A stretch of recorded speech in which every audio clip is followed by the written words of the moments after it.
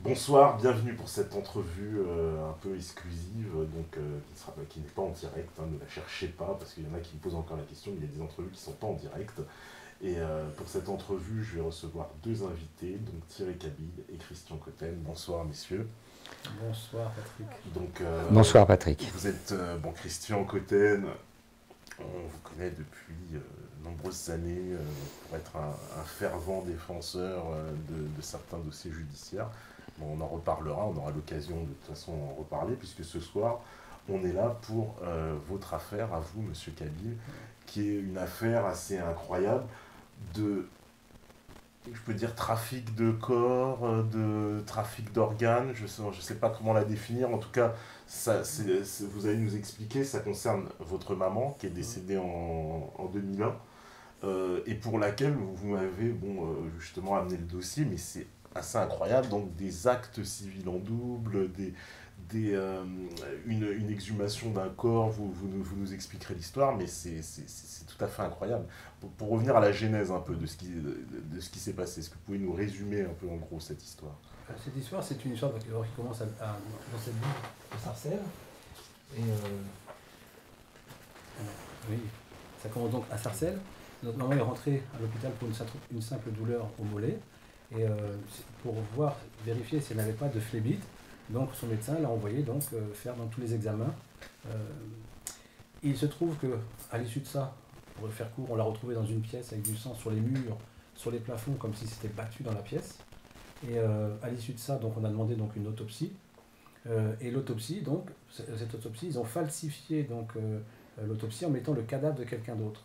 Parce que donc, le rapport présente une personne de peau blanche, avec un poids supérieur au sien, une taille supérieure à la sienne, totalement édenté alors que maman avait des dents. Et donc tous ces éléments-là ont conduit donc à une exhumation. Et cette exhumation a été extrêmement frauduleuse, puisque l'article 2213-40 du Code de la police funéraire prévoit que la famille doit être présente, le membre le plus proche, en tout cas de la défunte, de la personne, doit être présent lors de l'exhumation. Et il se trouve que l'horaire qui avait été fixé par la ville de Sarcelles était de 8h30, et nous on est arrivés, parce qu'on n'avait pas confiance au niveau de ces personnes, on est arrivé donc à 5h30 du matin aux portes de ce cimetière, sachant que c'était à 8h30.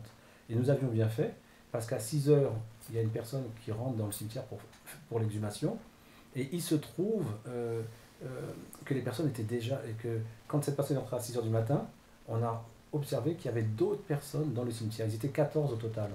Donc, on a vu une personne rentrer, et quand nous on est rentré à 8h30, il y avait 14 personnes au total dans le cimetière.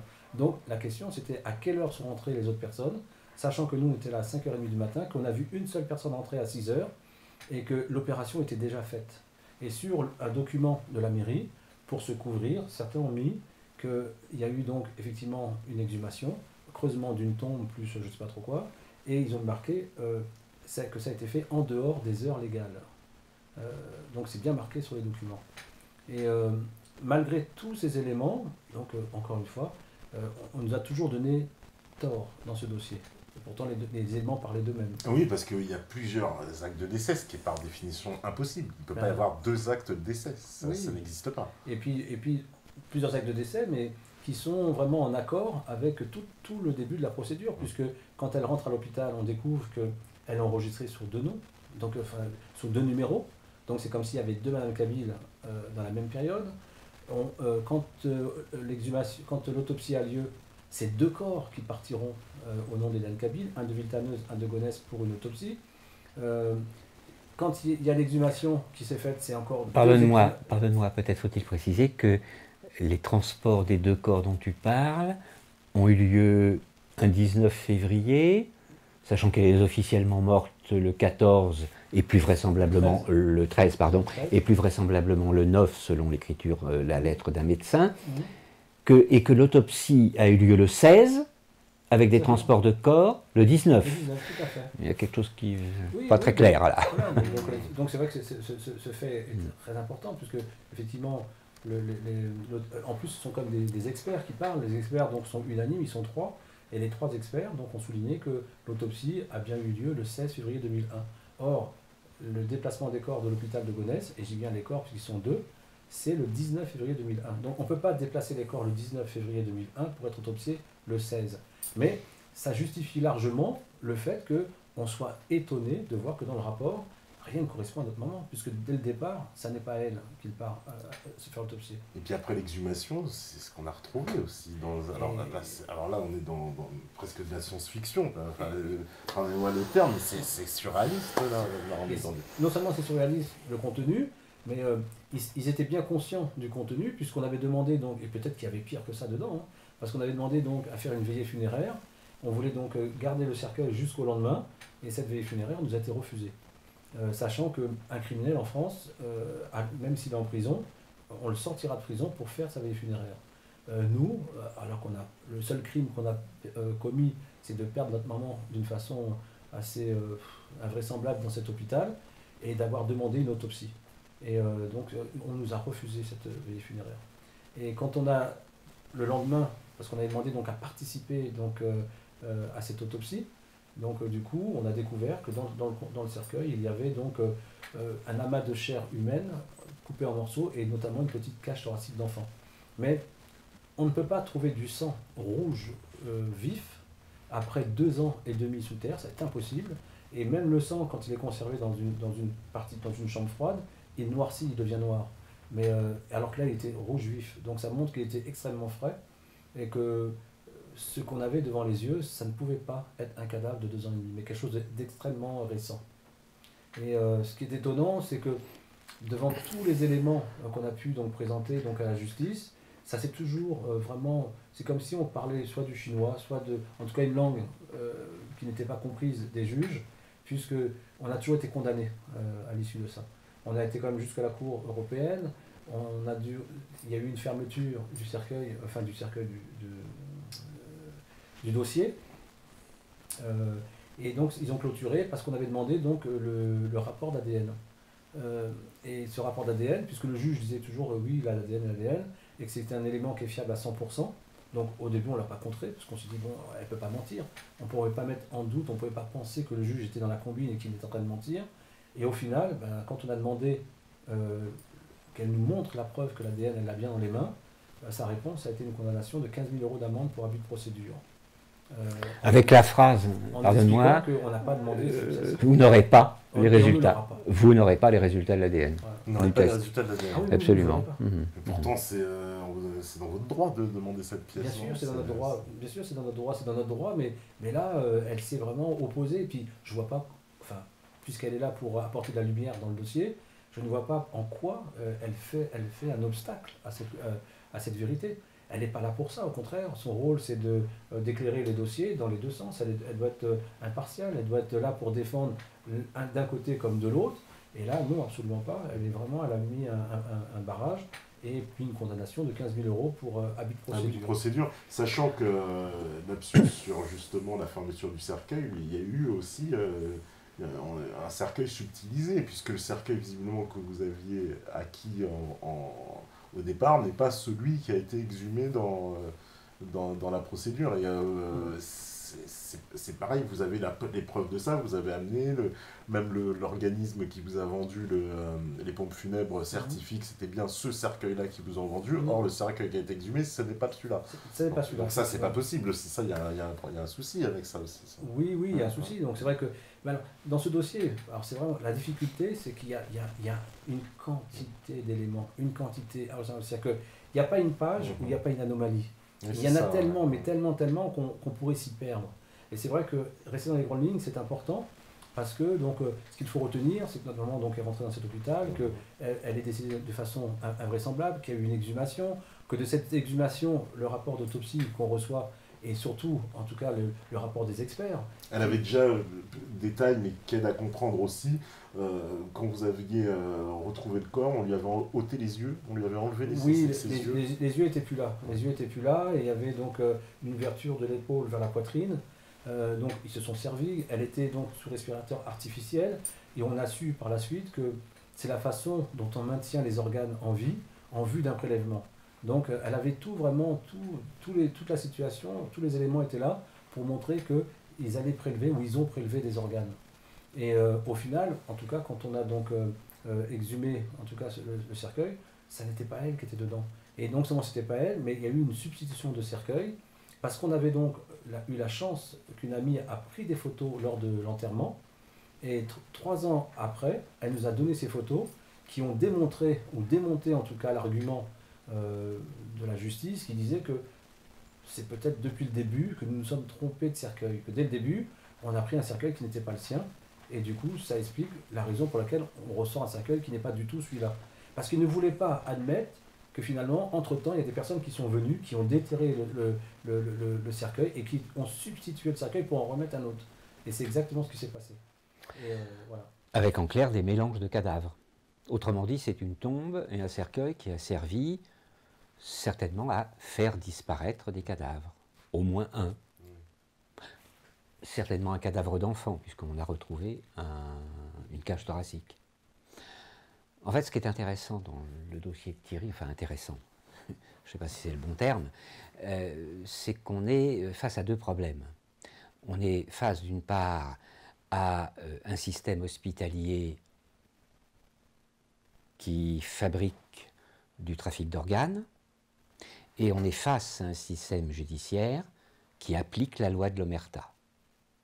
C'est là que ça devient complexe. Ça devient et complexe et intéressant. On a aujourd'hui, ça fait 10 ans que nous travaillons ensemble sur ce dossier. La première fois où j'ai rencontré Thierry, ça remonte à 2007, à l'occasion d'un procès devant la 17e chambre correctionnelle où je mettais en cause la pratique de la loi de l'omerta dans l'institution judiciaire de manière assez musclée.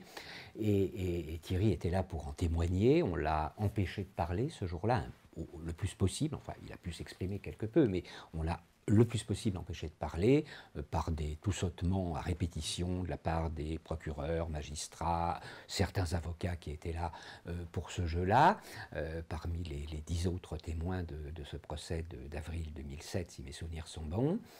Et depuis, nous n'avons pas cessé de travailler sur ce dossier. Nous avons enclenché des procédures judiciaires. Très exactement, nous avons mis en cause la responsabilité de l'État au travers d'un personnage précis qui s'appelle l'agent judiciaire de l'État. C'est une fonction qui dépend du ministère des Finances, et c'est cette fonction-là de l'État que l'on peut poursuivre en justice lorsqu'il y a ce que l'on appelle un dysfonctionnement des services judiciaires, un déni de justice, une faute lourde de l'État. Nous avons assigné l'agent judiciaire de l'État, je crois, en 2010. Nous avons eu un premier procès, enfin un premier rendu de jugement en novembre 2015. Et alors ce qui est extraordinaire, c'est que nous sommes en octobre 2017, et depuis l'appel que nous avons formé en janvier 2016, c'est-à-dire au lendemain du jugement qui a été rendu, dans les délais réglementaires, nous avons parfaitement respecté la procédure, et bien depuis bientôt 2 ans, la Cour d'appel de Paris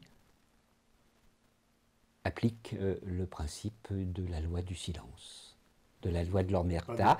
C'est-à-dire qu'il ne s'est rien passé, mais rien. C'est-à-dire que l'appel a bien été enregistré avec un numéro de chambre qui a été attribué, ça c'est, on va dire, normal. Nous avons, nous, déposé des conclusions introductives d'appel, et depuis, strictement rien. C'est-à-dire que l'agent judiciaire n'a pas répondu alors qu'il est censé répondre dans les 3 mois après le dépôt de l'appel. Et surtout, ce qui est le plus grave, nous en avons discuté avec plusieurs avocats récemment qui nous disent « Nous n'avons jamais vu ça à la Cour d'appel de Paris ». C'est-à-dire que depuis 2 ans, il n'y a pas eu un seul acte posé par la Cour d'appel, aucun conseiller de la mise en l'état désigné, aucune convocation pour aucune audience de ce qu'on appelle la mise en l'état, c'est-à-dire la préparation du jugement d'audience au fond, rien, zéro. Nous avons alerté la première présidente de la Cour d'appel, une certaine Madame Chantal Arens. Nous avons alerté le procureur de la Cour d'appel de Paris, Madame Catherine Champ-Renaud. Madame Arens m'a fait une réponse tout à fait aimable, tout à fait courtoise, par l'intermédiaire de son secrétaire général, Monsieur Pascal Lelyong. Le courrier date du 21 juin de cette année. Madame la Présidente a pris note et avec attention de votre requête et l'a transmise au juge compétent pour que celui-ci vous fasse une réponse dans les meilleurs délais. Ça, c'était le 21 juin. Nous sommes le 20 octobre, ou le 17 ou le 18 octobre, pardon. 18 octobre. Cela fait donc 4 mois. Bien, j'attends toujours la réponse. C'est-à-dire qu'on m'a répondu qu'on allait me répondre, mais on ne m'a pas répondu. Ce qui est quand même assez significatif. Petite anecdote. Nous étions un jour dans une petite salle de réunion du TGI de Paris, ça remonte à quelques années en arrière, 2011 peut-être, 2012. Il y avait là notre avocat, maître Dominique Kounkou, et puis une juge de la mise en l'état qui avait entre les mains l'assignation que nous avions formée contre l'agent judiciaire de l'État pour mise en cause de la responsabilité de l'État. Et est arrivé, était présent pour un autre dossier, un avocat habituel de l'agent judiciaire de l'État, pour ne pas le citer, pour ne pas le nommer, il s'appelle Maître Bernard Grelon. Et Maître Bernard Grelon découvre que dans le dossier de l'agent judiciaire de l'État qui est sur le bureau de la juge de la mise en l'état, il découvre son nom. C'est-à-dire que l'agent judiciaire de l'État, enfin ses services, l'avait désigné comme avocat pour défendre l'agent judiciaire de l'État face à M. Thierry Cabil. Et là, il se passe une anecdote absolument très drôle. L'avocat, maître Bernard Grelon, dit « Ah, Madame la Présidente, non, je ne prendrai pas ce dossier, je ne défendrai pas l'agent judiciaire de l'État dans cette affaire contre M. Cabil. » Et il ajoute la phrase suivante, devant des témoins, puisque c'est une audience publique, il n'y a jamais grand monde dans ce genre d'audience, mais c'est une audience publique, devant témoins, l'avocat habituel de l'agent judiciaire de l'État pour d'autres dossiers, qui me connaissait, qui connaissait notre avocat, maître Dominique Kounkou, déclare à notre avocat, maître Dominique Kounkou, ce dossier est indéfendable.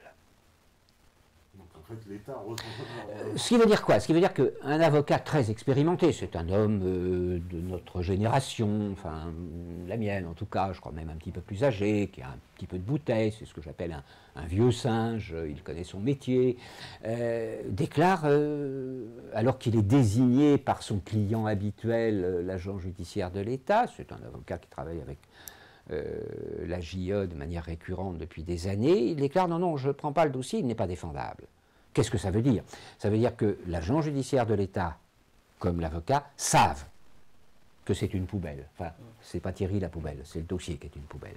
C'est ce que j'appelle une poubelle d'État, c'est une poubelle qui pue, c'est une poubelle dans laquelle il y a beaucoup de sang, dans laquelle il y a certainement de l'argent quelque part, et dans laquelle nous sommes dans une parfaite démonstration de l'application de la loi de l'Omerta dans le cadre d'une utilisation des institutions de la République et en particulier de l'institution judiciaire par des bandes organisées criminelles qui utilisent différents moyens de pression, ça s'appelle des trafics d'influence, qui utilisent différents moyens de pression pour contraindre des magistrats, soit par la peur, soit par d'autres façons de faire pression, soit par peut-être, je ne sais pas, de l'argent, au travers de différents réseaux, pour contraindre des magistrats à protéger ces bandes criminelles.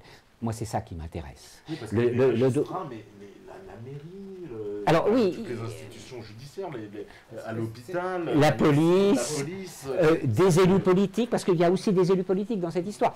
On a, et c'est ça qui est absolument fascinant, Thierry est allé à la mairie de Gonesse 3 semaines avant un procès au pénal que nous avions fait à l'agent judiciaire de l'État, que nous avons mis en cause au pénal.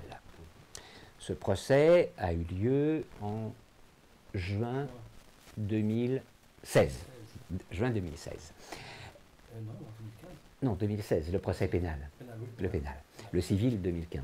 Le pénal 2016. Thierry est allé un jour, inspiré par un dialogue avec Maître Kounkou, il est allé à la mairie de Gonesse demander l'acte de décès de sa mère, une copie.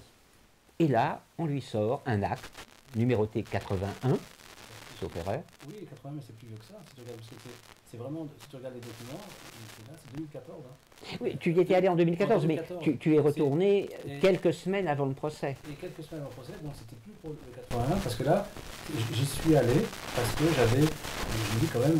Ah oui, pardon. Je trouve pardon. que c'était insupportable de voir ce mensonge continuel, parce que partout c'est que du mensonge. Les juges, c'est comme si on ne parle pas la même langue.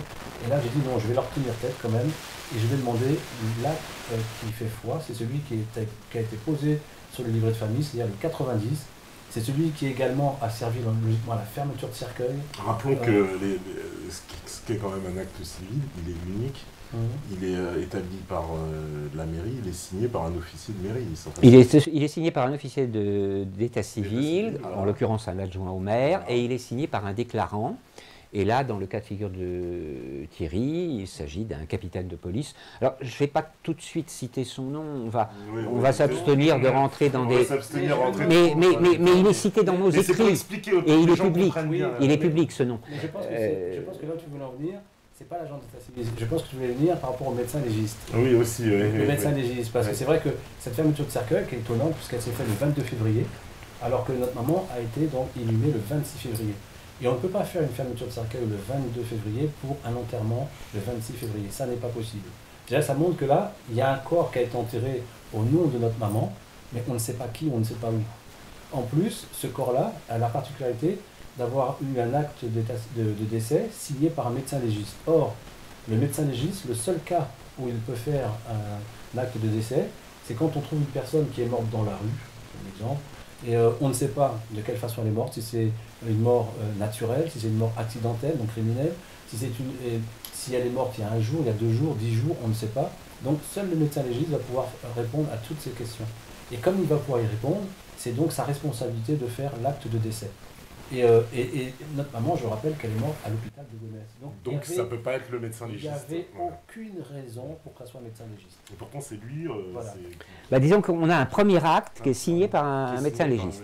Voilà. Après, on retrouve un acte qui a été fourni à plusieurs reprises à Thierry sous le numéro 81.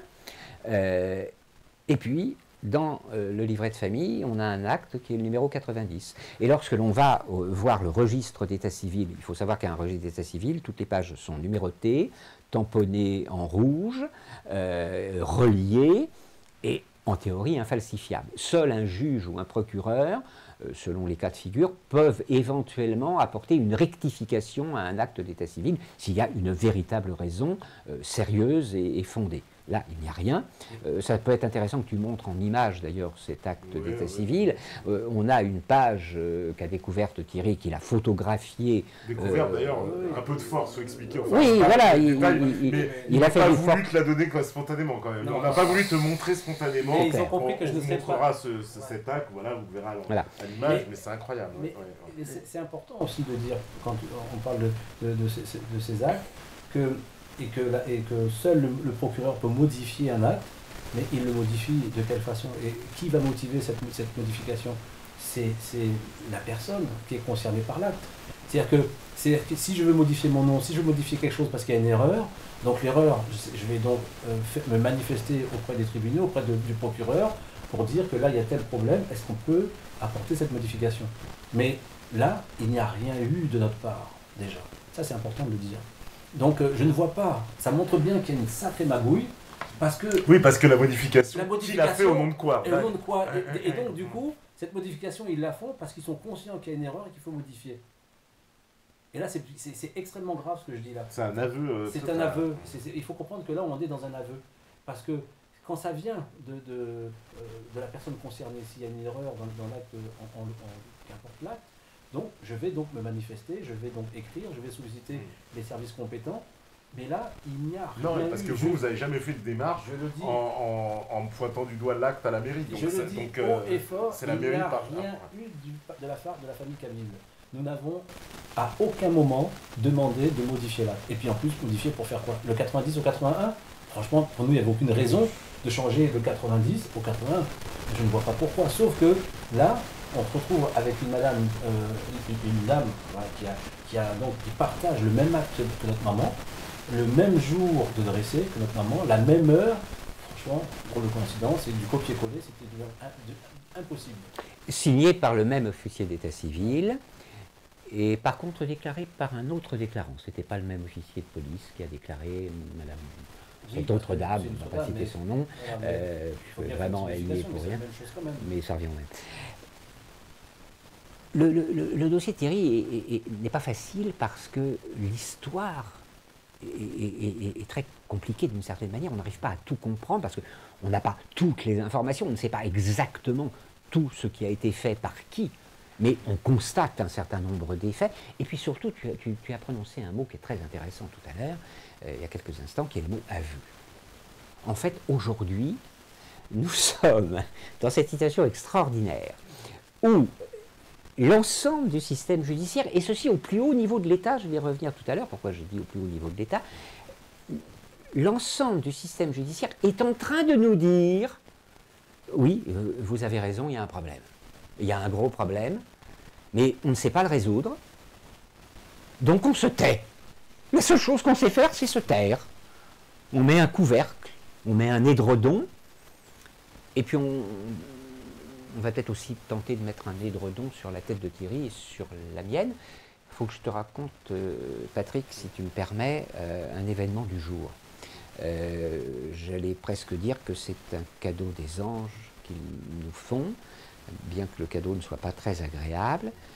Thierry a fait l'objet de nombreuses menaces. Il a même fait l'objet de ce que je vais appeler une agression policière. Tu le raconteras peut-être tout à l'heure. Je finis ma petite histoire et puis tu pourras revenir là-dessus. Thierry a fait l'objet de pressions multiples de la part de son employeur qui s'appelle la mairie de Boulogne-Billancourt avec un certain maire dont tu pourras certainement citer le nom. Je pense qu'il le mérite. Enfin, on verra. Oui. Je passe au-dessus de tout ça parce que oui. C'est des gens qui malheureusement répondent à des ordres et il y a des ordres qui sont extrêmement destructeurs. Donc cette destruction, ça leur appartient et moi je suis dans une construction, je ne suis pas dans une déconstruction. Donc, ok, alors on va l'oublier. Se détruire eux-mêmes et moi j'avance. On va l'oublier, je suis d'accord. L'anecdote du jour, elle est la suivante. J'ai reçu tout à l'heure un appel téléphonique d'un jeune garçon, enfin d'un jeune homme, de 23 ans qui demeure à mon domicile depuis 3 ans maintenant, qui s'appelle Jonathan Delay. Jonathan Delay, c'est un des rescapés d'Outreau. C'est un des rescapés d'Outreau. Bon, il est arrivé chez moi par différentes voies. Il fallait bien qu'il arrive quelque part à un moment, histoire de se remettre un tout petit peu de son histoire et de ses lourdes mésaventures. Jonathan Delay a annoncé publiquement, c'était peut-être une erreur de sa part, je ne sais pas, il a annoncé publiquement il y a quelque temps qu'il avait l'intention de publier un livre. Effectivement, son livre est écrit maintenant, il n'est pas encore publié, mais ça ne saurait tarder.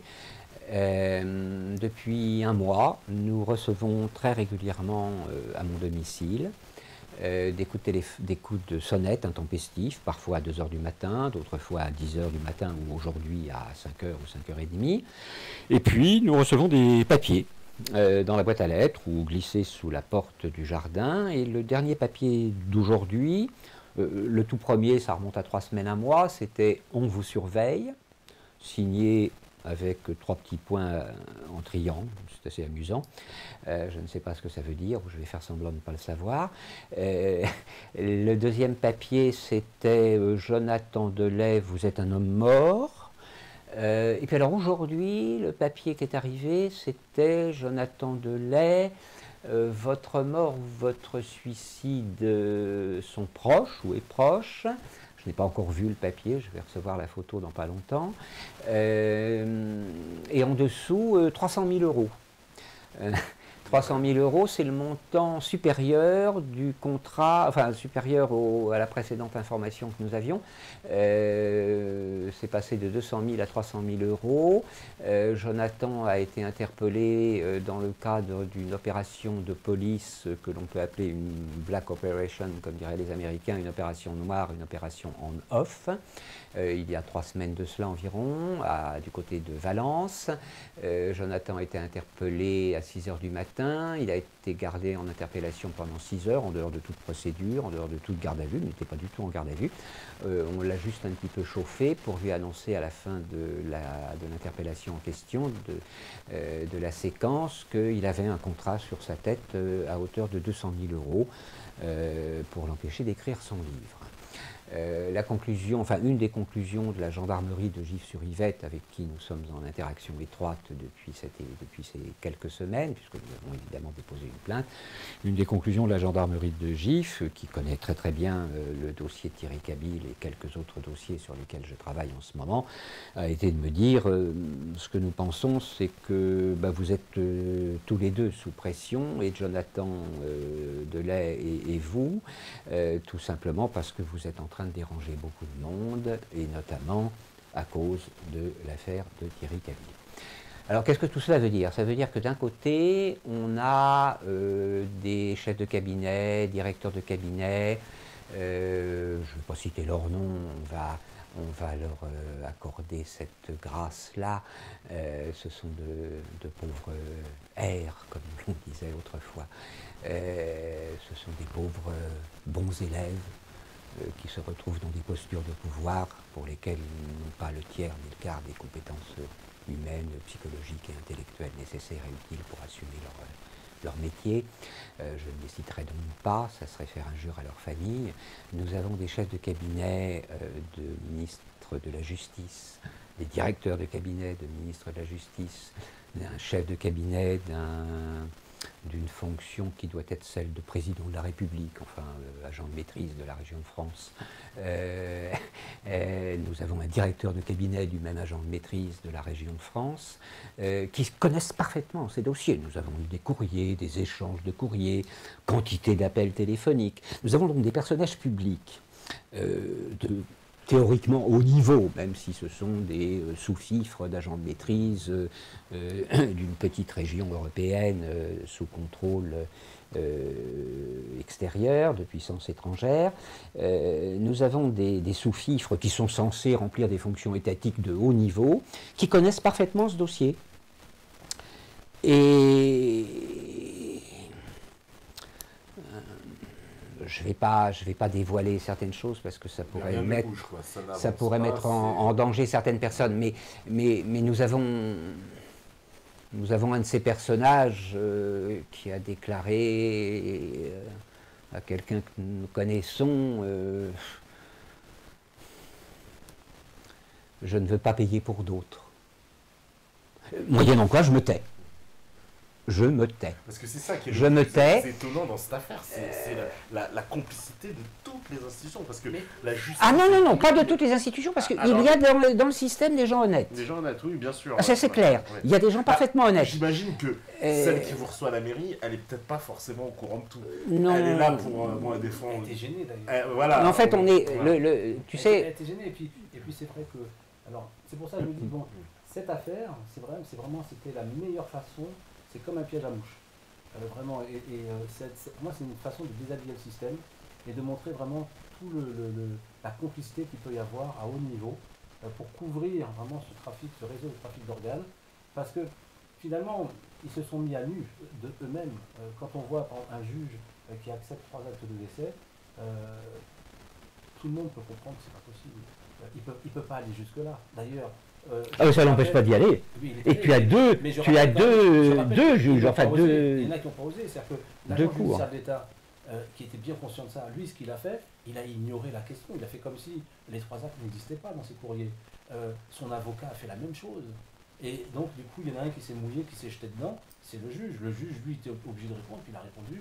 Il a dit, bah oui, 3 actes, il n'y a pas de Thierry, tu as 2 cours qui ont fait la même chose. Ah oui. Le civil et le pénal. Ah oui, ils ont fait les mêmes procédures. Mais les juges ont quand même, enfin il y en a un qui a quand même osé aller dire que oui c'était normal, 3 actes c'était normal. En gros, il est en train de dire que... je me balade avec les 3 passeports différents, 3 identités, voilà, il n'y a pas de souci. Et si demain, parce que sa réponse a été, effectivement il y a plusieurs actes, effectivement il y a plusieurs numéros, effectivement il y a un numéro commun à 2 personnes, mais c'est quand même bien le nom de votre maman qui est dessus. Ça revient à dire, si je prends un billet de 500 € je le photocopie recto verso. C'est le même billet. Voilà, donc les informations elles sont bonnes. Si on Je me peux dit, te donner ce billet photocopié à la place, ça oui, m'arrangerait. on me dit, bah, le billet, on me dit, ah oui, mais tu sais, le papier il est faux, c'est pas un bon. Mais je dis, oui, mais c'est les bonnes informations. Oui, mais t'as C'est le les même bonnes numéro, informations. c'est la même bien, signature. bien ça sort remarqué dessus, donc il est où ton problème? Donc finalement, voilà la réponse du juge. Et c'est pour ça que finalement, quelque part, moi je voudrais, ainsi que notre avocat, puisqu'on n'a pas été éduqués vraiment à rentrer dans un réseau mafieux ou leur faire concurrence en tout cas, donc qui nous valide ce jugement. Et donc c'est pour ça qu'on a fait donc appel, sauf qu'aujourd'hui ça fait 20 mois pratiquement. Plus de 20 mois, et pratiquement 2 qu'il y a ans. un silence mais radical. Parce que personne ne veut confirmer. Personne. Évidemment. Alors, je reviens un peu à ce que je disais tout à l'heure. Bien sûr qu'il y a des gens honnêtes dans le système. Nous avons fait entre novembre 2016, l'année dernière, et juin 2017, cette année, nous avons fait un total, je crois, de 18 manifestations, petits rassemblements, place Vendôme, devant le ministère de la Justice, en demandant de manière récurrente un rendez-vous, que nous n'avons jamais eu, évidemment. Totalement. Mais par contre, un certain nombre d'agents, fonctionnaires de l'État, du ministère, bien élevés, propres sur eux, parlant un français relativement distingué, des cadres, plutôt des cadres, sont venus nous voir. Certains nous ont dit « Ah non, je ne prends pas ce papier parce que vous comprenez, je risque ma place. » D'autres ont pris le risque de venir parler avec nous pour nous dire que oui, ils étaient bien au courant et ils comprenaient bien notre démarche. D'ailleurs, la ministre elle-même, Madame Belloubet, nous a écrit récemment qu'elle comprenait et respectait tout à fait le sens de notre démarche. Alors que nous écrivons des choses extrêmement violentes concernant un certain nombre de magistrats et de procureurs. Il suffit d'aller voir sur notre site politiquedevie.com où il y a l'essentiel des pièces du dossier. Nous avons écrit des choses extrêmement violentes, mais cela n'empêche pas la ministre de comprendre et de respecter le sens de notre démarche concernant le dossier d'Eliane Kabyl. Certaines personnes sont venues nous voir, parler avec nous, disant oui, on sait, vous avez certainement raison. Oh, peut-être qu'il faudrait que vous présentiez vos papiers un petit peu différemment, mais quand même c'est bien, oui. Oh, monsieur un tel à qui vous avez écrit, oh, c'est quelqu'un de très bien, oui. Je vais lui en reparler de votre dossier d'ailleurs. C'est drôle tout ça. C'est drôle parce que, enfin c'est drôle et c'est pitoyable en même temps. C'est-à-dire qu'on a des gens sincères, intègres, honnêtes, mais enfermés dans un système. On est dans le problème, ce que j'appelle le problème philosophique du comptable d'Auschwitz. C'est un problème pas facile à résoudre. Elle est où et jusqu'où va la responsabilité du comptable qui enregistre des petits bâtons de statistiques pour compter les morts? Il est responsable des massacres ou il est juste comptable? C'est pas un problème facile à résoudre sur un plan éthique, ça, sur un plan philosophique. Et d'ailleurs, ça a posé quantité de problèmes. Il y a eu un comptable d'Auschwitz qui a été mis en cause en Allemagne. Je ne sais pas comment ça s'est terminé. Il avait 90 ans, quelque chose comme ça. Ils l'ont laissé tranquille. Ils l'ont laissé tranquille, oui. C'est un peu vieux aussi. Oui, enfin, je veux dire, bon, et effectivement, on est confronté à ce problème-là. C'est-à-dire que dans l'administration française, nous sommes confrontés à la loi de l'omerta et à la loi de l'irresponsabilité. Lorsque l'on démarre en bas du système, le sous-fifre de base, qui peut être une secrétaire parfaitement respectable par ailleurs, mais qui, dans le système hiérarchique, n'est vraiment que la toute dernière roue accessoire du carrosse, a forcément un chef. Le chef est un petit peu plus responsable que la secrétaire de base, ou le guichetier, ou le greffier, ou le conseiller d'un magistrat, le conseiller juge d'une cour. Il y a un chef qui est un peu plus responsable, mais il a aussi un autre chef au-dessus. Puis on monte comme ça plusieurs étages, et on arrive à la fin au président, enfin à celui qui officiellement s'appelle président de la République, si tant est qu'il existe encore une République dans ce pays. C'est un peu un autre débat, mais quand même. On remonte au président de la République, et le président de la République lui dit quoi? Ah bah, voyez mes services. Et donc on repart dans l'autre sens, et on revient tout en bas, et puis on peut remonter, et puis ça va durer combien d'années? 20 ans. Personne n'est responsable de rien jamais. C'est pas 20 ans, ça fait 16 ans. Ça fait 16 ans, j'exagère, pardon. Non, ça fera en 2001, donc on va 16 ans. en 2018, donc ça fera bientôt, en tout cas ça fera bientôt 17 ans. C'est bientôt 17 ans. Et donc à la fin, pardonne-moi Thierry, je pousse mes raisonnements au bout, on est face à un gag. C'est-à-dire qu'on est face à un gag et à une pathologie collective. C'est-à-dire qu'on a aujourd'hui une institution judiciaire qui est profondément malade. Elle fonctionne en système fermé, en système clos. Pourquoi je dis un système fermé, un système clos? C'est parce qu'elle n'a aucun système de contrôle externe.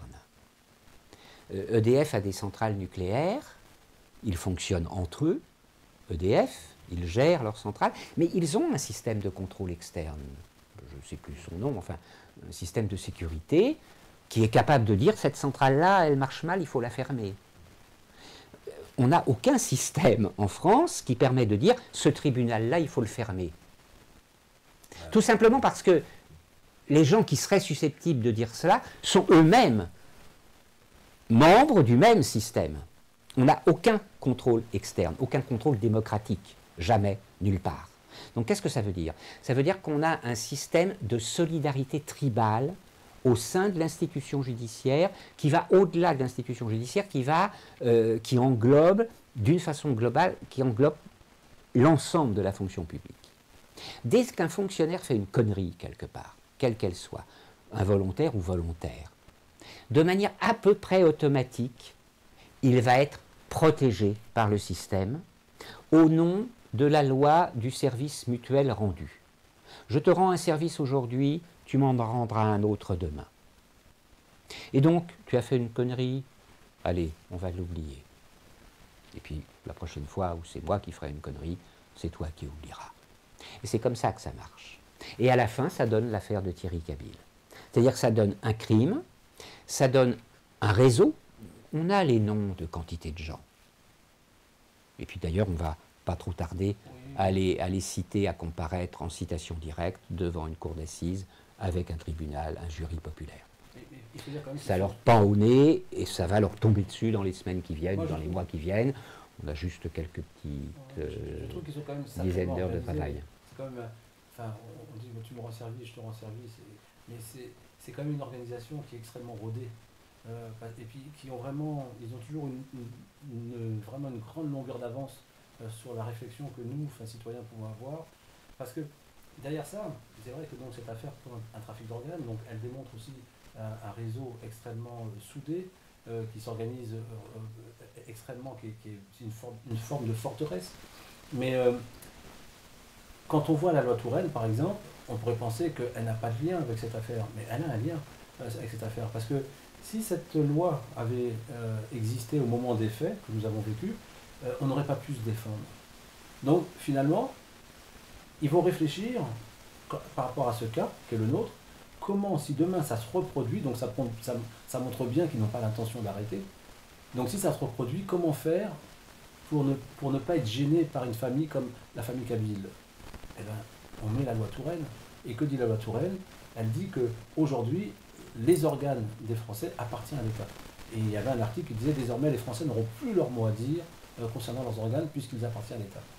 Donc, si, tu peux toujours enregistrer sur Internet que tu t'opposes au prélèvement de tes organes.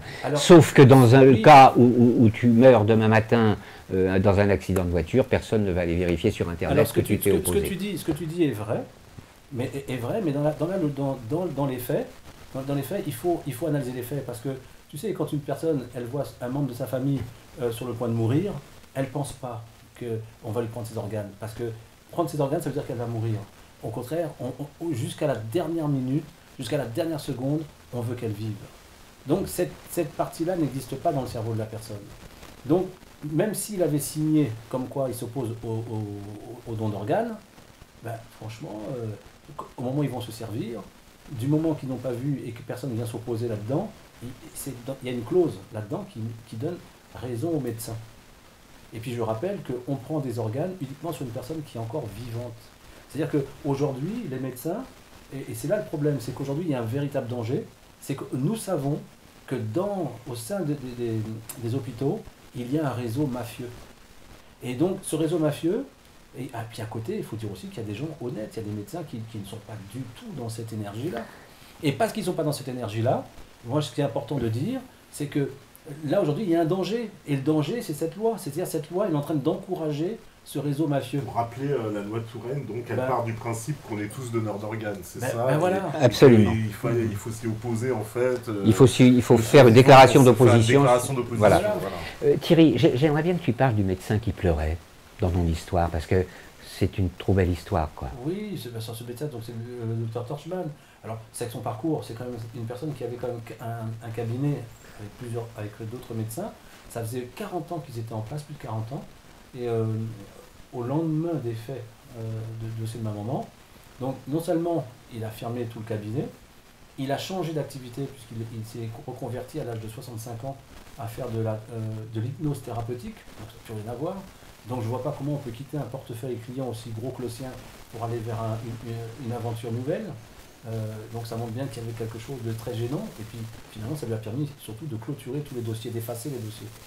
Et ce médecin, quand on allait le voir dans le cadre de l'émission, sans aucun doute, il s'est mis à pleurer en disant que ce qui est arrivé était extrêmement grave, que le docteur qu'on demandait, qui s'appelle Deslou, celle qui s'était opposée, parce qu'on a demandé donc un transfert du corps de maman vers l'hôpital Saint-Louis, puisqu'il nous annonçait une maladie qui était de l'ordre de tout ce qui touche le système immunitaire. Oui, immunitaire, mais c'était qu'on appelle ça hématologique. Oui. Donc c'était donc tout ce qui touche l'hématologie. Et donc il y avait un spécialiste qui s'appelle donc le docteur Rafou de l'hôpital Saint-Louis, et on l'avait sollicité pour qu'il reçoive le corps. Et ce docteur Deliou s'était opposé à ça. Et donc, parce qu'elle s'opposait à ça, donc lui il disait que ce qu'elle avait vu et vécu était extrêmement grave et qu'on ne la reverra pas à l'hôpital de Gonesse. Et que pour lui, elle avait fait une dépression à l'issue de ça, parce qu'elle avait vécu et vu des choses bien trop graves. Et ça, c'était vraiment, je trouve que c'est quand même des éléments troublants de la part du médecin, qui lui-même disait que depuis, parce que lui-même aussi disait que depuis les faits, lui-même est malade. Et parce que je voulais lui montrer les photos du contenu du cercueil, et il disait qu'il ne peut pas voir ça, qu'il est malade. Et je lui dis, mais regardez, il dit M. Cabi, vous ne comprenez pas, je suis malade depuis ça, je ne peux pas voir des photos pareilles. Donc, un médecin qui dit ça. Ouais. Donc ça veut dire quoi? Ça veut dire que ce docteur qui était le médecin traitant de ta mère sait ce qui s'est passé. Bien sûr qu'il sait. Il sait, et évidemment, il est mal avec ça, et il est même très mal. Ceci pour associer avec un autre petit événement qui nous est arrivé durant l'année 2017. Un médecin est venu nous voir, place Vendôme, un soir, où nous faisions notre manifestation avec musique et haut-parleurs, et un médecin s'est approché de nous et est venu parler avec nous. Et nous lui avons parlé de ce dossier de l'hôpital de Gonesse, et sa réponse spontanée a été de nous dire « Ah oui, l'hôpital de Gonesse, je sais, nous savons, c'est connu dans le monde médical. » L'hôpital de Gonesse, c'est connu dans le monde médical qu'il se passe des choses pas tout à fait claires à l'hôpital de Gonesse autour des transplantations et trafics d'organes. Mais ils ont fait des choses incroyables, parce que depuis il faut dire qu'à l'époque des faits, à Gonesse, parce qu'il y avait un parcours, au début, donc il y avait ce qu'on appelle le CLIN. Alors le CLIN, c'est un service qui est là pour contrer toutes les maladies nosocomiales qu'il y a dans les hôpitaux. Et à l'époque, cet hôpital n'était pas rattaché au CLIN. Pour preuve, c'est qu'il y avait plusieurs patients dans la même chambre, avec des toilettes qui étaient dans le couloir, partagées donc avec les visiteurs, et notre maman qui avait soi-disant ce problème hématologique, donc ça ne pouvait pas lui permettre de guérir, en tout cas au sein de cet hôpital. Et conscient vraiment du danger que tous les patients encouraient à séjourner dans cet hôpital, ils ont donc détruit l'hôpital, ils ont reconstruit un autre hôpital. Et là aujourd'hui, j'imagine que cet autre hôpital est rattaché au CLIN. Parce que depuis toutes ces années, c'était un des seuls hôpitaux et des rares hôpitaux qui n'étaient pas rattachés au service du CLIN. C'est comme si j'avais une voiture et que je roulais sans assurance depuis tout le début. J'ai pas d'assurance, jamais d'assurance. Et sans contrôle technique. Sans contrôle technique, sans rien. Et donc c'est-à-dire j'étais en infraction depuis le début. Mais c'est bien un hôpital public, parfois. Oui. Non, mais c'est très grave. Et quand ils ont vu qu'on a souligné, en tout cas cette infraction, qui était le service du CLIN, je pense que la déconstruction de l'hôpital pour en construire un autre, ça en fait partie. Il a été déconstruit quand, cet hôpital? Récemment. Parce que très récemment, on va dire qu'il a été reconstruit très récemment, déconstruit il n'y a pas longtemps. On va dire depuis 2015 peut-être qu'il est en place au niveau de l'hôpital. Et naturellement, le directeur qui était donc vraiment, qui couvrait toutes ces magouilles, est parti, donc il n'est plus là, et ils ont mis une nouvelle directrice à la place. Il coule des jours heureux de retraités à Djerba, en Tunisie. Ça, c'est une des dernières informations que notre réseau d'informateurs nous a transmises il y a peu de temps. Oui, je sais. C'est un petit détail. On ne nous a pas cité son nom, ça ne sert à rien. Mais si jamais il entend cette information, il faut qu'il sache que nous savons exactement où il se trouve. Et en plus, ce qui est assez extraordinaire, c'est qu'il y avait donc, ça aussi c'est une première, il faut le dire, il avait lancé, parce que c'est vrai que l'hôpital en question ne fonctionnait plus, les gens avaient peur d'y aller, et puis les gens étaient très méfiants, et ils avaient très regardants. C'est-à-dire qu'aujourd'hui, ils avaient vraiment un regard, ils n'étaient pas fermés, ils n'étaient pas endormis en allant là. Et du coup, ils ont souligné tellement d'anomalies que les gens y allaient de moins en moins. Donc il fallait redorer le blason de cet hôpital. Et il se trouve que lui, pour vraiment fâché de cette situation, il avait porté plainte contre ma tante pour diffamation. Parce que donc elle avait utilisé un article disant que l'hôpital était criminel. Et comme par hasard, à la veille de cette audience, avec le Christian, nous sommes allés donc au tribunal de Pontoise avec les 3 actes de décès. Et quand ils ont su qu'on avait ces 3 actes de décès, l'audience n'a jamais eu lieu. La plainte a été plus ou moins enlevée. On n'a jamais plus entendu parler de ce directeur. Donc on peut comprendre pourquoi il est parti. Ça s'appelle un aveu. Et des aveux comme ça, finalement, dans l'histoire de Thierry. Ils ont pu savoir que vous allez venir avec ces 3 actes. Oui, on leur a fait savoir. Alors, on l'a fait savoir à travers l'avocat qui représentait ma tante. Et donc cet avocat a fait savoir à ce directeur que nous avions les 3 actes. Et puis je rappelle également qu'il avait, ce même directeur avait envoyé un courrier au juge, qui avait donc jugé ma tante. Il était écrit, parce que je l'ai lu, pour le document, puisque l'avocat qui représentait les intérêts de ma tante m'a permis de lire ce document, et il disait que il demandait au juge d'utiliser tous les moyens qui étaient dans sa possession pour faire taire ma tante à jamais.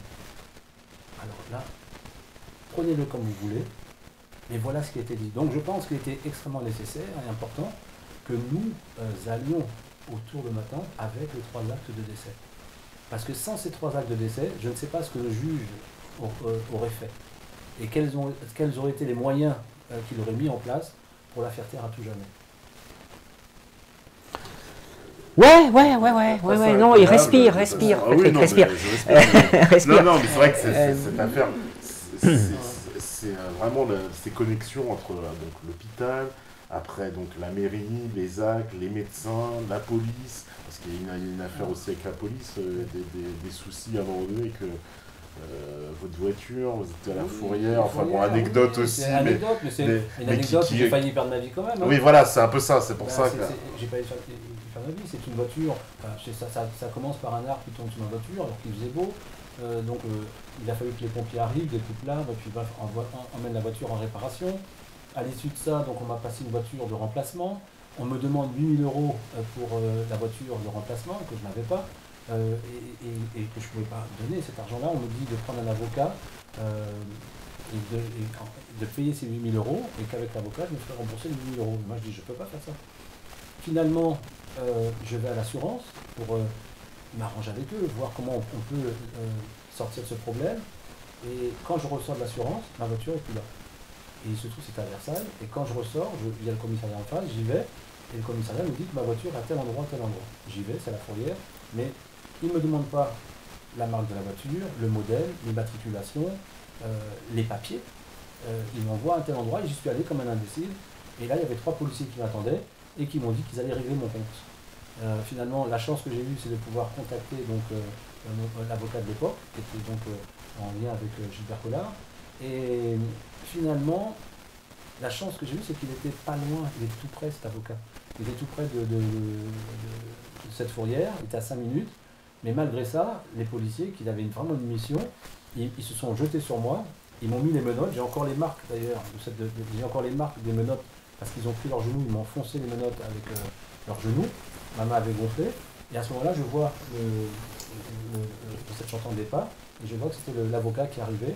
Ils se sont levés en disant, en prétextant que j'étais violent, qu'il a fallu me maîtriser, c'est pour ça que j'étais au sol. Finalement, après, ils ont été insultants avec l'avocat, ils ont dit tous les mots invraisemblables, et ce qui m'a surpris, c'est que l'avocat ne s'est jamais retourné contre eux, il n'a jamais porté plainte contre eux. Et mieux encore, et après ça c'est la fin, c'était la cerise sur le gâteau, quand il a défendu ce dossier, tous les avocats avaient des gros dossiers dans les mains, donc je dis bien, c'était le représentant de Gilbert Collard. Il est venu avec même pas une feuille de papier dans les mains pour défendre le dossier, les mains dans les poches, avec plus d'1 litre de bière dans le ventre, puisque le midi on l'a vu manger, il a mangé avec nous, donc il s'est enfilé une chope de bière de plus d'1 litre. Il a défendu le dossier à peine 5 minutes devant la barre, et il se retourne vers nous en demandant est-ce qu'il manque quelque chose à sa plaidoirie, à sa défense. On a regardé comme ça, on était tellement choqués de ce qui se passait, et c'est comme ça qu'on a eu les 15 000 € d'amende, parce qu'il n'a absolument pas défendu cette partie-là. On parle d'un sabotage, un peu c'est un gros sabotage. Bien sûr. Puis, bah oui, parce que les avocats sont régulièrement mis sous pression en quantité de gens le savent. Maître Collard, c'est vous qui l'aviez contacté? Alors c'est nous qui l'avions contacté, mais comment ça s'est terminé avec Maître Collard? C'est que moi je me suis retrouvé donc, au procès de l'Arche Zoé à Créteil. Oui. Et lui défendait... Les enfants détournés. Voilà, les 107 enfants. Oui, c'est pour ça que c'est en lien avec tous ces dossiers de toute façon. Oui, parce que c'est toujours des gros dysfonctionnements comme ça. Ouais. Et puis en plus, j'avais une question qui était... parce qu'il y avait un journaliste qui était là, il y a une question que j'avais posée qui avait dérangé énormément, puisque, je rappelle les faits, c'est que ce médecin, qui était donc un médecin d'un hôpital connu à Paris, on avait retrouvé quand même 452 enfants dans les sous-sols de son hôpital il y a quelques temps, et c'est lui qui a donc organisé la logistique pour sa fille et puis le personnage pour l'Arche Zoé.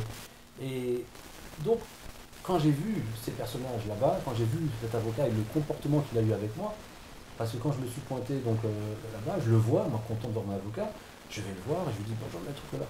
Il m'a envoyé sur les roses, il m'a insulté comme jamais. Et c'est après que j'ai compris parce que j'étais une opposition à lui. Il fallait surtout pas qu'on voie que c'était mon avocat, parce qu'il était dans un dossier qui s'opposait complètement aux intérêts qu'il défendait. Et donc du coup, c'est comme ça qu'il a quitté le dossier peu de temps après. Et donc on a dû reprendre un autre avocat, mais je ne regrette pas cet échange. Parce qu'aujourd'hui, je dis, j'ai vraiment un avocat que j'admire énormément, qui s'appelle Maître Dominique Kunku, et qui n'a jamais eu peur de toutes les menaces, de toutes les sanctions qu'il a pu recevoir. Il est toujours debout dans ce dossier, toujours présent dans ce dossier, et donc j'admire en tout cas sa ténacité, sa persévérance, chose qu'il n'avait pas. Il n'appartient pas en tout cas, il n'a pas de personne ou fait de pression, même si les pressions elles sont là, même si les pressions sont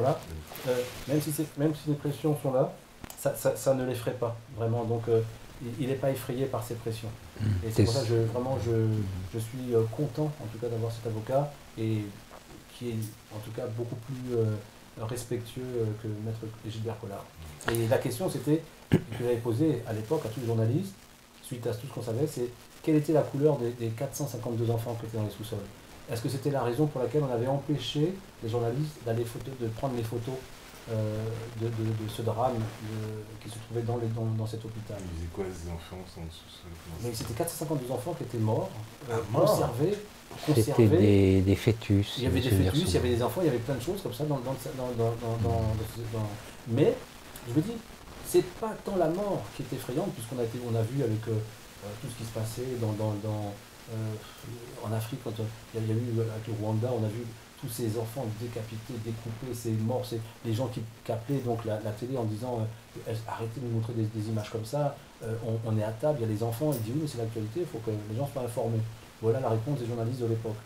Donc, je vois pas ce qui avait plus choquant que d'aller montrer les photos des enfants dans le sous-sol, sauf le fait que c'était 452 enfants qui étaient noirs, tous noirs. Là, ça aurait été choquant.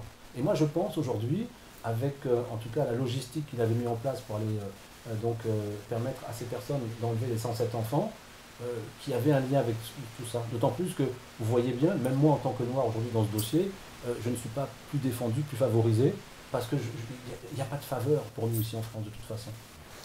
Voilà, donc moi je le dis haut et fort là-dessus en tout cas. Notre avocat Dominique Kunku, dont Thierry parle, a lui-même effectivement été soumis à de très fortes pressions, des menaces de mort, des tags sur son bureau, la visite de son cabinet avec des vols de dossiers et, si mes souvenirs sont bons, d'un ordinateur. Il a été mis sous pression par ce qui s'appelle le Conseil de l'ordre des avocats. Oui, Enfin, c'est leur technique habituelle. Cette espèce de... Mon avocat va être pareil si c'est de quoi. Voilà, c'est toujours le même problème. Cette organisation. Alors, dès qu'on est sur un dossier chaud, les avocats, c'est comme ça, on a l'impression c'est le Conseil de l'ordre. Voilà.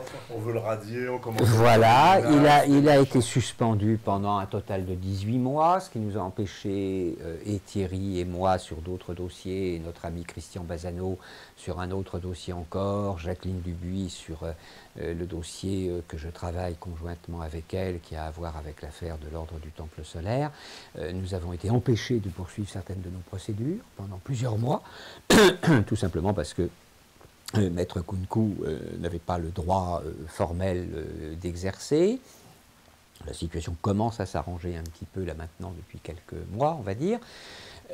Dans le même ordre d'idées, nous avons travaillé, enfin Thierry a travaillé de très près avec le premier expert et peut-être le seul expert français en droit funéraire. Pour le protéger, je ne citerai pas son nom. C'est l'expert qui a été consulté par l'État français pour savoir où il convenait d'enterrer les terroristes de l'affaire de Charlie Hebdo et du supermarché de Vincennes. Et lorsqu'il s'est agi d'enterrer les terroristes en question, il y avait un débat à propos de quelle mairie, quel cimetière, quel est le droit qui s'applique, etc. Et il y a un expert en droit funéraire en France qui connaît vraiment son métier, c'est cet homme. Il est intervenu dans le dossier Thierry Cabil. Il a fait un rapport, 2 rapports successifs absolument remarquables, mettant en évidence l'ensemble des incohérences du dossier. Nous étions devant la 11e chambre correctionnelle en juin 2016, l'année dernière, pour poursuivre l'agent judiciaire de l'État au motif globalement de application de la loi de l'Omerta et complicité au moins passive avec une bande criminelle organisée. Et il y a des faux en écriture publique. Avec les faux en écriture publique, etc. Donc nous avons poursuivi l'agent judiciaire de l'État, qui bien entendu a été parfaitement protégé par le système jusqu'au bout, et nous avions convoqué plusieurs témoins. Nous avions un général en retraite de la gendarmerie française, particulièrement compétent en matière de renseignement, qui venait témoigner dans un des dossiers pour lequel nous poursuivions l'agent judiciaire de l'État, celui concernant l'ordre du Temple solaire. Cet homme venait témoigner de la moralité et de la santé psychologique de certaines personnes impliquées dans le dossier. Et nous avions un autre témoin encore voilà, qui venait aussi un petit peu dans le même sens. Et puis nous avions convoqué dans le dossier de Thierry Cabil, parce que c'était un procès qui regroupait plusieurs parties civiles et plusieurs dossiers comparables, où s'applique à chaque fois la même loi de l'Omerta, le mensonge de l'agent judiciaire de l'État, les mensonges des avocats de l'agent judiciaire de l'État, les bricolages de l'information, les dénis de réalité manifeste. Lorsque l'on a un bout de papier blanc sur la table, on va vous expliquer que le papier est à la poubelle et que d'ailleurs il n'existe même pas, et que d'ailleurs il n'y a même pas de table, et que c'est pas sûr que tu existes non plus. C'est comme ça que ces gens-là fonctionnent, ils ont le cerveau qui fonctionne radicalement à l'envers. Nous avions donc convoqué comme témoin cet expert judiciaire qui était tout à fait d'accord pour venir témoigner, confirmer ses rapports, expliquer au juge pourquoi, comment il avait écrit qu'il y avait quelques petits problèmes dans le dossier Thierry Cabil. Eh bien, cet expert, au dernier moment, la veille ou le matin même du procès, nous a téléphoné en disant « Écoutez, je ne viendrai pas, j'ai reçu des coups de téléphone très précis et je suis consultant, je travaille de manière indépendante, il n'est salarié de personne, il travaille donc sur des dossiers et sur facture en tant que profession libérale. J'ai besoin de vivre, j'ai besoin d'exercer mon métier et il m'a été confirmé par téléphone que si jamais je venais témoigner devant la 11e chambre correctionnelle du tribunal de grande instance de Paris le 29 juin 2016, eh bien, il en serait terminé de mes contrats demandés par l'État, puisque c'est en général un service de l'État ou un autre, police et justice, qui font appel à à ses services. Donc voilà comment ça se passe dans ce pays. Voilà comment ça se passe dans ce pays. Nous faisons une conférence de presse, Thierry Kabyle, Dominique Kounkou, maître Dominique Kounkou et moi-même, nous faisons une conférence de presse le 4 novembre où nous allons parler de ce dossier comme nous le faisons ici ce soir. Je ne me fais pas d'illusions sur la présence de grands médias français à ce dossier. Des médias étrangers, ça c'est pas impossible du tout. Il y aura beaucoup de monde, nous savons déjà qu'il y aura beaucoup de monde et que la salle sera pleine. Cette conférence aura lieu de 15h à 17h au Théâtre de la Main d'Or, chez Dieudonné. Pourquoi à cet endroit-là? Parce que c'est un lieu de résistance, tout simplement. Oui, il nous offre la salle du théâtre pour l'après-midi du 4 novembre, ce qui est déjà un beau coup de main. Voilà, c'est une information qui me paraît utile de faire passer dès maintenant. Nous serons là tous les trois. Le sujet de la conférence, bien sûr, sera centré sur Thierry Kabyle et l'affaire d'Eliane Kabyle. En même temps, je crois que je serai conduit à parler de la problématique globale des pathologies lourdes de l'institution judiciaire française. Oui, en fait, c'est ça un peu, cette affaire révèle le tout. Nous, ici, on a reçu pas mal de gens qui ont eu aussi voilà, des problèmes de dysfonctionnement avec la justice, qui sont un peu du même ordre, avec des faux qui ont été produits, des choses invraisemblables qui se passent, qui doivent normalement ne pas se passer, voilà, et qui pourtant se réalisent, qui sont tout à fait incroyables. Donc ça participe vraiment de ce tout, d'un dysfonctionnement général de notre institution judiciaire. Oui, je veux expliquer ça. Pourquoi je me suis autant investi dans le dossier de Thierry avec lui, en dehors du fait que je l'aime bien. Le dossier de Thierry est un dossier emblématique, c'est-à-dire qu'en fait c'est une tête de bélier avec lequel nous comptons bien enfoncer un certain nombre de portes d'un château fort. L'institution judiciaire est totalement malade. Ça, tout le monde le sait, y compris au plus haut niveau de l'État. On sait que l'institution judiciaire est profondément malade. Personne ne sait comment modifier cela. Et effectivement, cela ne peut être modifié que de l'extérieur. Et derrière le dossier de Thierry Kabyle, il y a des dizaines, des centaines, des milliers de dossiers poubelles, avec plus ou moins de sang, plus ou moins d'argent, plus ou moins d'ordures qui remontent à la surface. Il y a des dizaines de milliers de dossiers.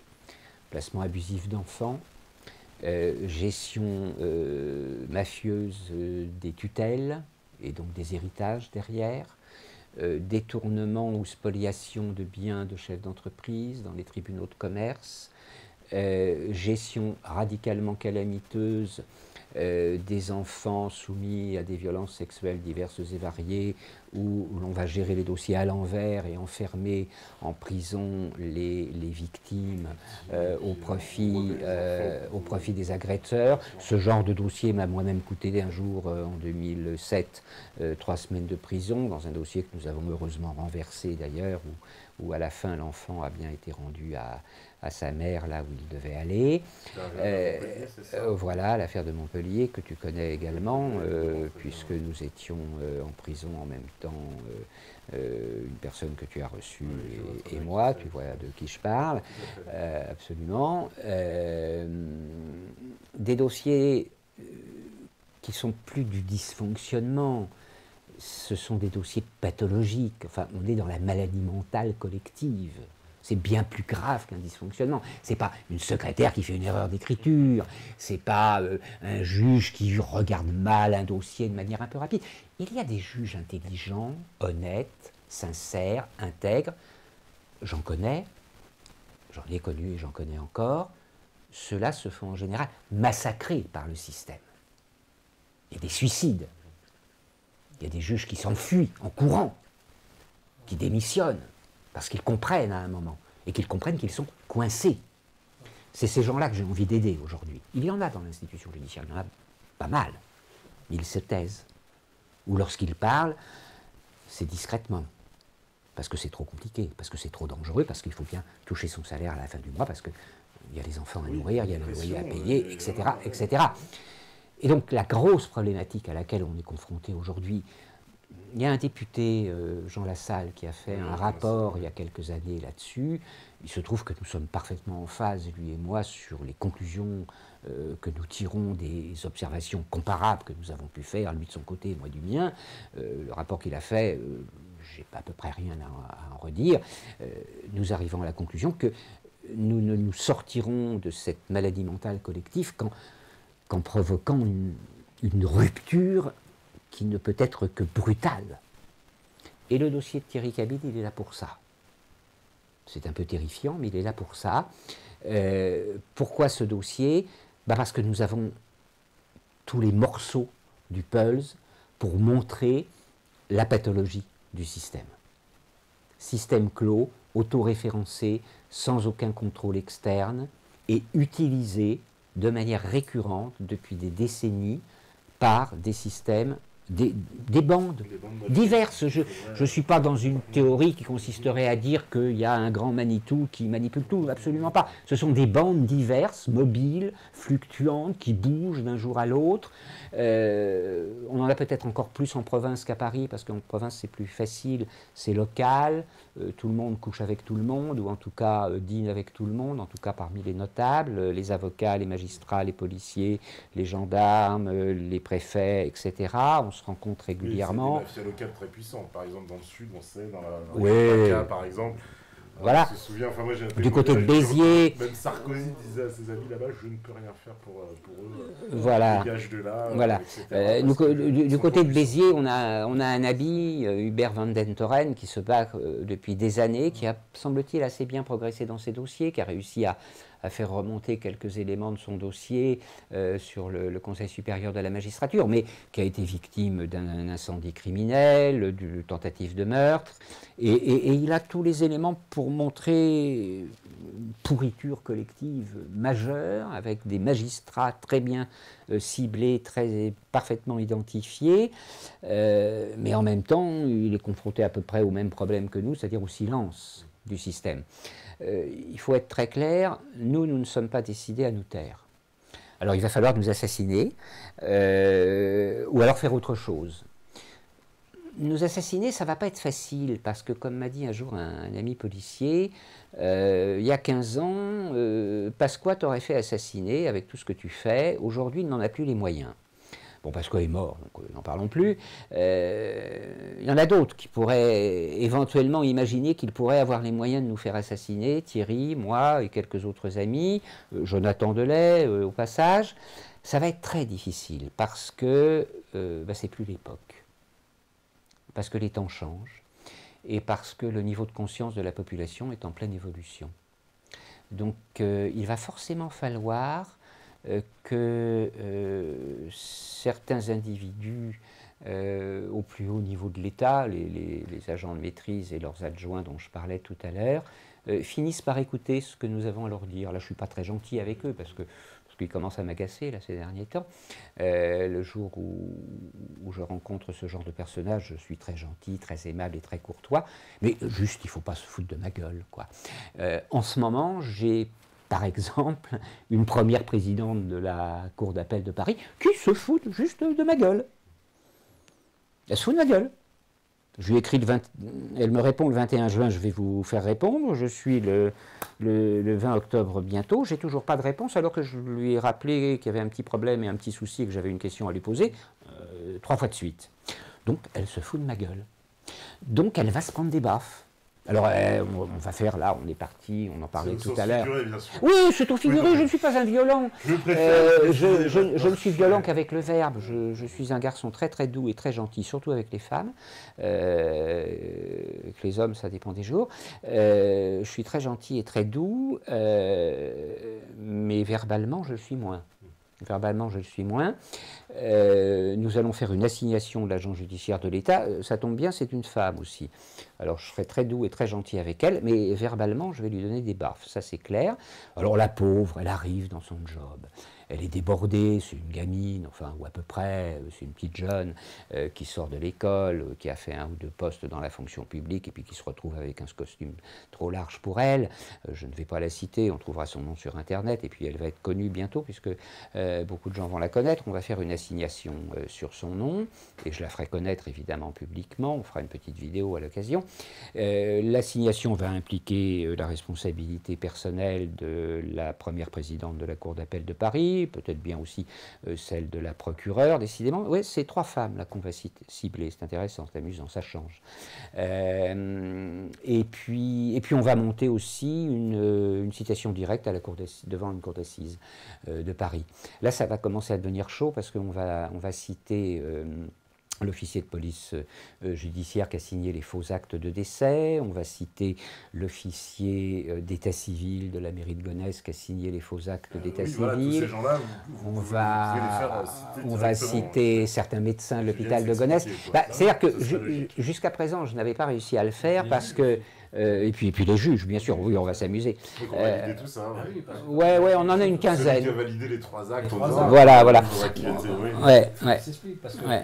qu'il s'explique parce qu'en plus, c'est même contre son camp. Parce que j'imagine quand même que dans les lobbies, ceux qui le soutiennent, il y a quand même tous les industriels. Et là, autoriser du faux en écriture et même de faire des faux billets, ça ne va pas arranger leurs affaires quand même, c'est l'industriel. Donc là, oui, ça va pas arranger. Donc franchement, moi je dis aujourd'hui, en tout cas je souhaite qu'il y ait beaucoup de monde qui vienne le 4 novembre à cette conférence, parce qu'on va donc expliquer donc, tout le dossier en détail, on va donc expliquer tous les enjeux qu'il y a, et également l'intérêt que chacun a à venir à cette conférence, c'est de comprendre que le malaise, il nous touche tous. Alors c'est vrai que cette affaire pourrait sembler donc étrangère dans la vie de différents foyers, mais il y a des injustices. Et les injustices que chacun prononce, elles se racontent différemment de cette histoire, mais elles se racontent dans le même sens. Et aujourd'hui, il y a une telle absence, parce que quand on dénonce vraiment, et ce dossier, c'est dans ce sens-là qu'il est emblématique, c'est qu'il montre de façon certaine ce qui se cache réellement derrière. Si je prends par exemple le petit Yacine, qu'on a retrouvé mort dans une cave avec le pantalon baissé et qu'on veut laisser croire qu'il est mort d'une overdose, et donc la famille se défend pour ça, se défend pour l'image, parce qu'elle est salie par l'image, elle est touchée dans sa douleur par la perte de leur enfant. Oui.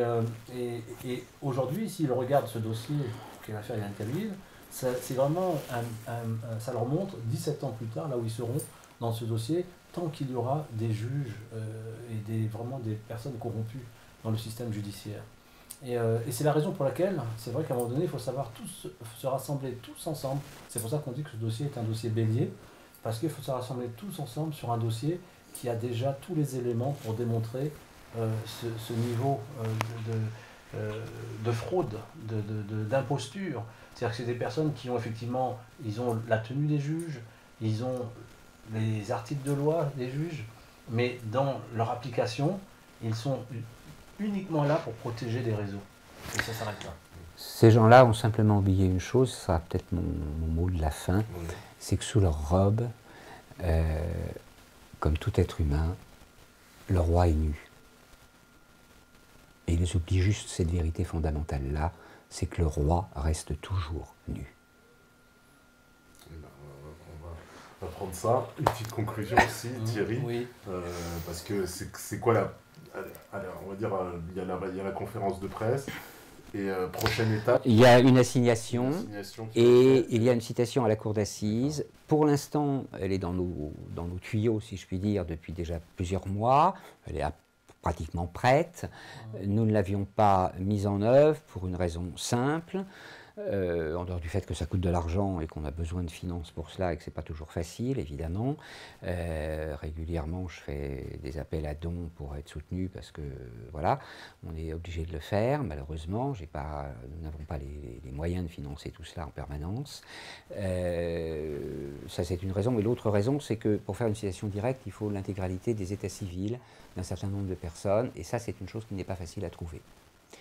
Les anges étant particulièrement bienveillants à notre égard dans ce dossier depuis des années, nous ont apporté récemment 2 personnes qui ont la capacité de nous fournir les états civils nécessaires et utiles.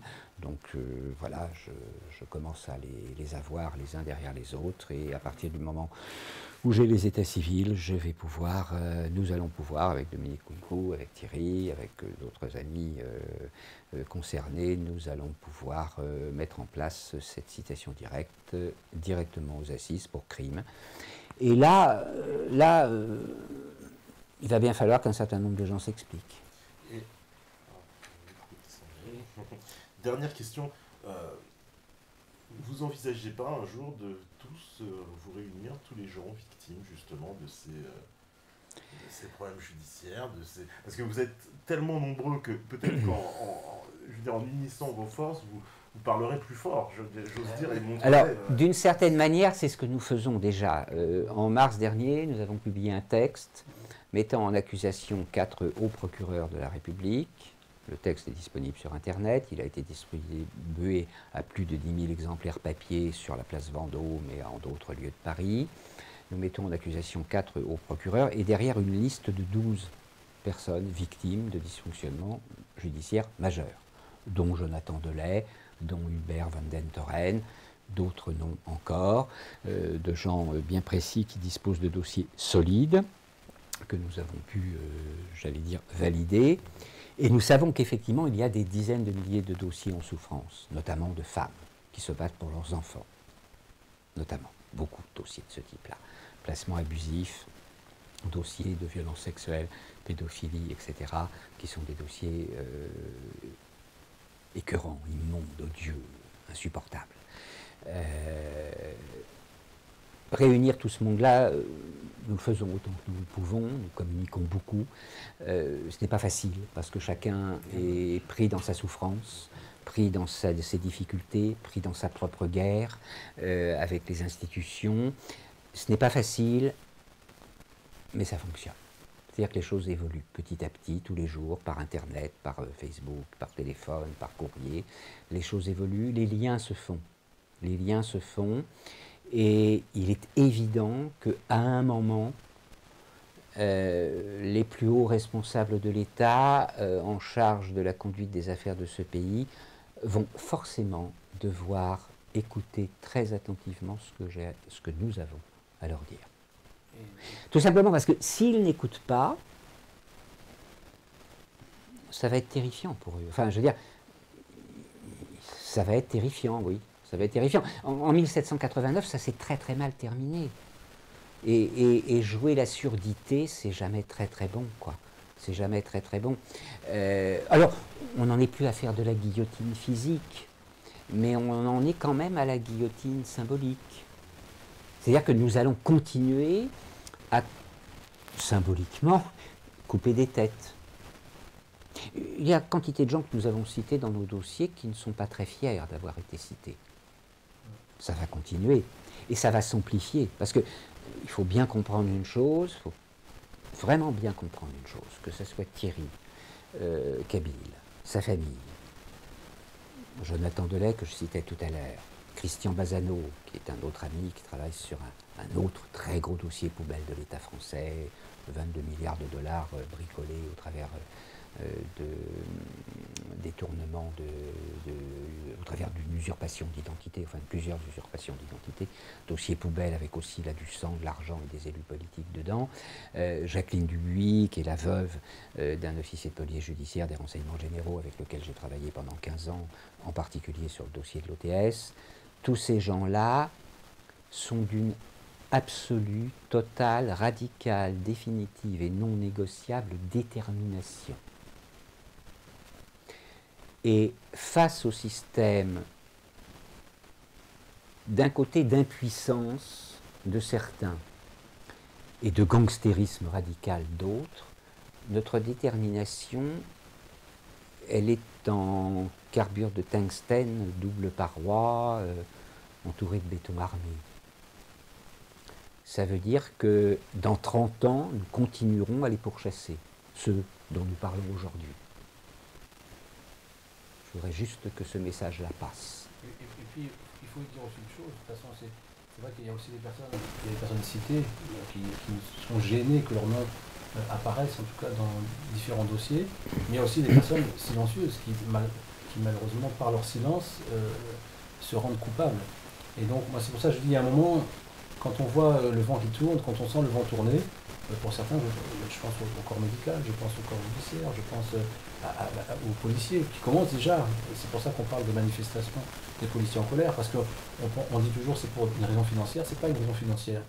Les policiers sont en colère parce qu'ils comprennent ce genre de dossier. Il y a des policiers qui aujourd'hui n'ont plus envie de servir la France quand ils voient qu'on les envoie aller prendre une femme innocente juste parce qu'elle protège son enfant, parce qu'elle a vu que son enfant a été abusé sexuellement.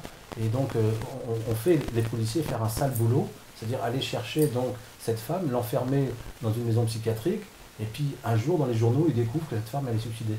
Puis ils disent c'est bizarre, à chaque fois qu'on emmène quelqu'un en prison, on sait bien qu'elle n'était pas coupable, mais elle se suicide. Et donc ça fait un mort sur la conscience, un deuxième, un troisième. Mais tous ces actes sont extrêmement destructeurs. C'est pas pour rien que beaucoup d'entre eux arrivent à des burn-out, se retrouvent en maison psychiatrique, se retrouvent dans des maisons isolées, vraiment à réfléchir sur toutes les mauvaises actions qu'ils ont faites parce qu'ils le payent très cher derrière ça. Et ça, on n'en parle pas. Et aujourd'hui, c'est vrai que ces personnes policières, ces personnes, et c'est pour ça qu'on en a de plus en plus, et je rends un hommage déjà à deux policiers qui nous ont suivis, Place Vendôme, avec tous les tracts qu'on a distribués, et en distribuant à force de distribuer ces tracts, à force de les former, en leur expliquant ce qui nous arrive, et ils étaient vraiment extrêmement gênés de tout ça, mais très friands de cette information. Un jour, dans le 13e arrondissement, on les appelle parce qu'il y a une personne une personne de 49 ans qui fait un arrêt cardiaque. Les enfants appellent, le SAMU arrive, il déclare la personne décédée. Les médecins légistes arrivent derrière, décédés. Finalement, les deux policiers arrivent, et eux, qu'est-ce qu'ils font? Alors qu'ils ne sont pas médecins, ils ne sont pas médecins légistes, donc ils auraient dû se référer à leur constat. Et puis finalement, il y en a un d'eux, il soulève le drap. Et tout de suite, alors qu'il n'est pas médecin, il voit qu'elle est vivante. C'est puissant quand même. Et ce qui les a choqués, c'est comment c'est possible que cette personne était vivante, qu'elle ne pouvait ni parler, ni bouger. Et au final, on sait bien le sort qui lui était réservé à cette maman. Parce qu'elle était morte officiellement, dit le médecin légiste. Cette maman, on savait le sort qui lui était réservé, puisqu'ils ont donné à ces deux policiers une médaille d'honneur. Depuis quand on décerne une médaille d'honneur à un policier qui découvre qu'elle est morte? Finalement, c'est qu'on savait le sort qui était réservé à cette maman. D'accord, mais par exemple, sur ce cas-là, ça a été anticipé? Comment c'est possible ça? C'est quelqu'un qui... Tout simplement, et ce qu'il faut comprendre, c'est que un professionnel du corps médical qui est chargé de faire de la récupération d'organes et qui éventuellement va gagner de l'argent avec ça, il doit décider très vite. À partir de quoi est-ce qu'il décide? À partir de quand est-ce que je décide que tu es vraiment mort et que je peux te piquer ton foie, ton cœur, tes reins, ton œil gauche? À partir de quoi je le décide? À partir de quel moment est-ce que je vais être sûr que tu vas effectivement mourir dans un quart d'heure? Il faut être vivant pour prendre les organes. Il faut que l'organe reste vivant un minimum, sinon il ne sert plus à rien. Alors, il y a des cas où effectivement, en tant que professionnel, je suis parfaitement honnête et je respecte une éthique rigoureuse. Je sais qu'il n'y a strictement plus aucune chance qu'on te récupère, tu es vraiment mourant. Ok, on va prendre l'organe. Et si je suis payé, très bien payé, pour ramener de la marchandise, et que j'ai une morale à géométrie variable, et que je sais que de toute façon je vais être protégé par le système, t'es mourant, mais je suis pas très sûr que tu sois complètement mourant. Peut-être que si on t'emmenait vraiment en urgence et qu'on fasse tout ce qu'il faut, peut-être qu'on peut te récupérer. Mais on a peut-être plus que 20% de chance de te récupérer. Ouais, 20% de chance de te récupérer. Bon, allez, on enlève le foie, monsieur. C'est comme ça que ça se passe. Bon, bah, en tout cas, une affaire qu'on va suivre, qu'on aura l'occasion de vous dire ce qu'il adviendra, enfin, s'il y a d'autres événements. C'est un dossier qui n'est pas fini. Voilà, j'imagine que c'est un dossier qui n'est pas terminé. Non, C'est clair. et puis, par contre, on aurait un énorme plaisir à te voir à la main d'or venir couvrir l'événement. Ouais, d'accord. Ouais. Si tu Je sais pas si j'aurai la possibilité parce que c'est un peu compliqué pour faire des déplacements, mais pourquoi pas.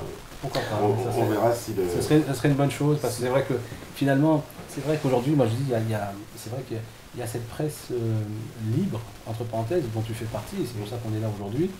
Et puis quand on parle de presse libre, il y a toujours cette presse enchaînée. Et malheureusement, on est face aujourd'hui à une presse qui répond au doigt et l'œil à ce système. Et il faut vraiment venir, c'est une forme de contre-pouvoir. C'est-à-dire que toi, pour moi, tu es un contre-pouvoir de l'information. Mais vraiment, parce qu'il y a l'information qu'on veut bien nous servir pour nous enfermer vraiment dans une certaine, je sais pas, logique. Et puis, il y a des personnes comme toi qui sont là pour venir informer réellement le public. Parce que tu as l'information qu'on diffuse aujourd'hui, c'est une information que TF1 a pris le risque une fois, mais bon, avec une idée bien précise. France 2 ne va pas le prendre, François ne va pas le prendre, c'est-à-dire que toutes les autres chaînes ne prendront pas. Vous verrez qu'à la main d'or, on ne verra pas ni TF1, ni France 3, il n'y aura aucun grand média ce jour-là, lors de cette conférence de presse. Nous le savons très bien. Mais nous, on fait toujours appel vraiment à des personnes qui ont soif de vérité et qui ont surtout l'intérêt d'informer leur famille et leurs proches. Parce que c'est ça le rôle vraiment de la presse, c'est d'informer. D'informer pour se protéger. Je le pense vraiment. Voilà. Bah, merci à vous, merci Christian, merci Thierry. Voilà, on vous suivra de toute façon les suites de cette affaire. Et d'ici là, de toute façon, voilà, vous écoutez ce message, forcément, vous êtes la résistance. Merci à vous. Ciao.